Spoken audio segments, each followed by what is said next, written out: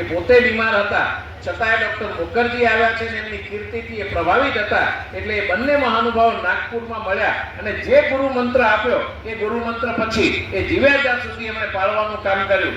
આ મુલાકાત એટલા માટે ખૂબ મહત્વની હતી. ત્યાર પછી હિન્દુ મહાસભાના આગેવાન તરીકે એ ચૂંટણી પણ લડ્યા અને બંગાળ વિધાનસભામાં ચૂંટાયા. બંગાળ વિધાનસભામાં એમની પાર્ટીને બહુમતી તો ન મળી, પણ તે વખતે મુસ્લિમ લીગ છે એ બંગાળમાં સત્તા ઉપર ન આવે એટલા માટે એમણે ફઝલુલ હક સાથે સરકાર બનાવી, જોડાણની સરકાર બનાવીને મુસ્લિમ લીગ અને કોર્ટ આપ્યો. એ દરમિયાન બન્યું એવું કે બ્રિટનમાં પણ ભારતને આઝાદી આપવાની કંઈક મુવમેન્ટ અને વિચારણા શરૂ થઈ. ક્રિપ્સ નામનું હોવાનું શરૂ કર્યું અને એમાંના એક આગેવાન હતા, એ હતા ડોક્ટર શ્યામાપ્રસાદ મુખર્જી.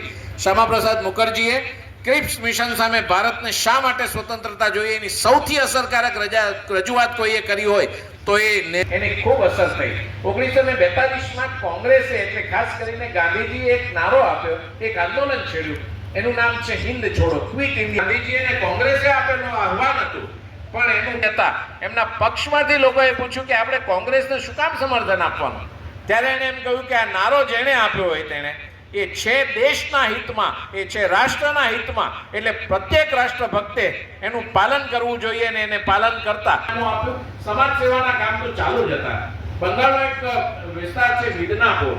મિદનાપુરમાં એ વખતે ખૂબ મોટા ભયાનક પૂરનો સામનો કરવાનો આવ્યો અને પૂર પછી એવો રોગચાળો ફાટી નીકળ્યો વગર એમણે ત્યાં રહીને સેવા કરીને એ લોકોને જે જરૂરિયાત હતી એ પૂરી પાડી. તે વખતે એ વિધાનસભ્ય પણ નહોતા.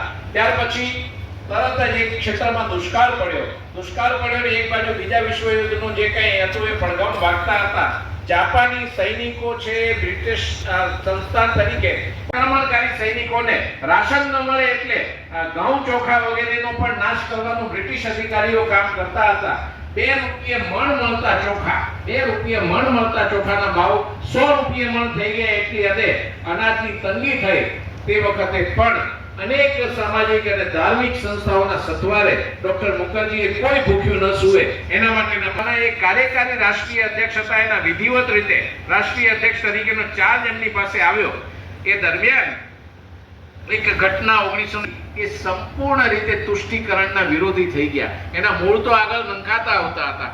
16મી ઓગસ્ટ ભારતના ઇતિહાસના ખૂબ કલંકિત દિવસોમાંનો એક છે, કારણ કે તે દિવસે બંગાળના મુસ્લિમ લીગના નેતા સોહરાવર્દીએ ડાયરેક્ટ એક્શન નામનો એક જે આદેશ આપ્યો, એમાં એમણે પોતાના એટલે મુસ્લિમ સમાજના આગેવાનો તે વખતે હતા, એમના જે અનુયાયીઓ હતા એને એમ કહ્યું કે આપણને ભાગલા તરીકે જોઈતી જગ્યાએ સીધા પગલા લઈશું અને આક્રમણકારી આતતાઈઓ છે હિન્દુ પરિવારો ઉપર જે રીતે તૂટી પડ્યા, હજારો પરિવારજનો આ દિવસે જો કે એના પ્રતિકાર પણ એમણે વેઠવાનો આવ્યો.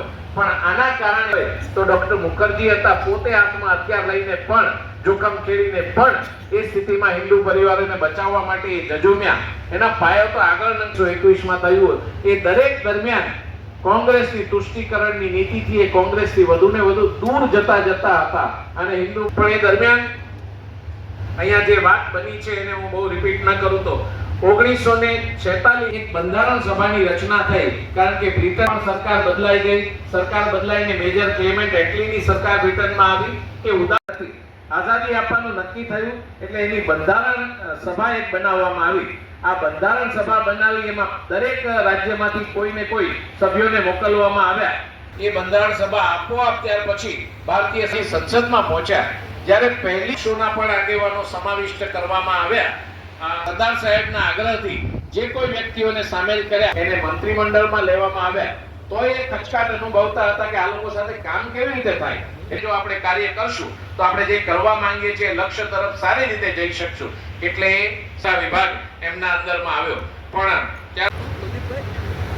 આજના આ કાર્યક્રમમાં ભાઈ કંસારાનો હું હૃદયપૂર્વક આભાર વ્યક્ત કરું છું.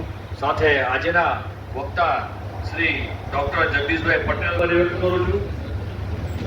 ભાજપ પ્રદેશ મંત્રી એવા સોનલબેન સોલંકીનો પણ હું આભાર વ્યક્ત કરું છું. મહામંત્રીશ્રીઓ તેમજ પ્રદેશના મહામંત્રી મહેન્દ્રભાઈ ચૌધરીનો પણ હું આભાર વ્યક્ત કરું છું. પ્રદેશ યુવા મોરચાના ટ્રેઝરર ધ્રુવીન પટેલ, 90થી દુર્લભ એવા આપણા કાર્યકર્તાઓનો પણ હું આભાર વ્યક્ત કરું છું. આજના આ કાર્યક્રમને રાષ્ટ્રગીત ગાન બાદ પૂર્ણ જાહેર કરીશું.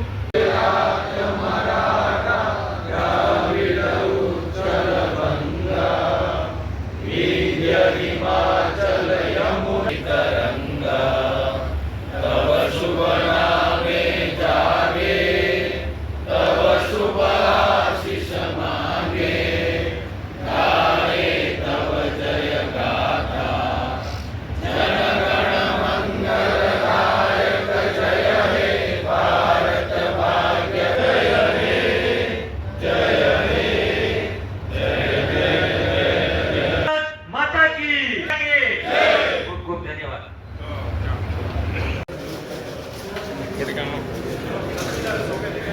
કોઈ દાજે કે ડોર લાગે નહીં કોઈના કપડામાં અટવાનું કહેવાનું છે નહીં.